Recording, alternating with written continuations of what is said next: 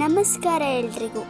ದಸರಾ ಹಬ್ಬದ ಹಾರ್ದಿಕ ಶುಭಾಶಯಗಳು. ಈ ದಿನ ಮೊದಲ ದಿನ ದೇವಿ ಶೈಲಪುತ್ರಿಯ ಅವತಾರ.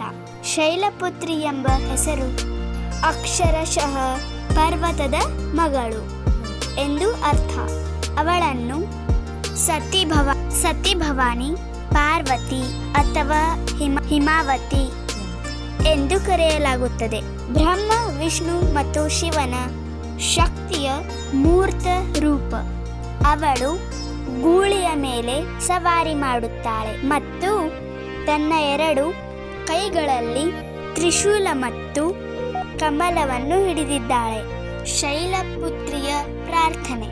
ವಂದೇ ವಾಂಛಿತ ಲಾಭಾಯ ಚಂದ್ರಾರ್ಧ ಕೃತಶೇಖರಾಂ ವೃಷಾರೂಢಾಂ ಶೂಲಾಧರಾಂ ಶೈಲಪುತ್ರಿಂ ಯಶಸ್ವಿನಿಂ.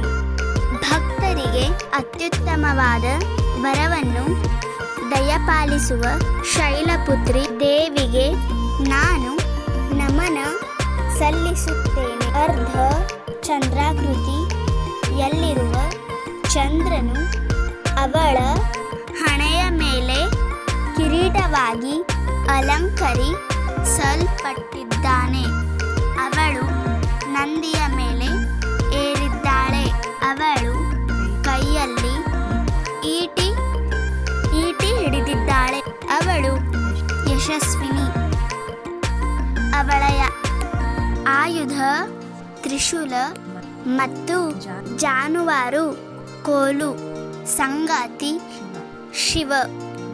ವಾಹನ ಎತ್ತು ಅಥವಾ ಗೂಳಿ.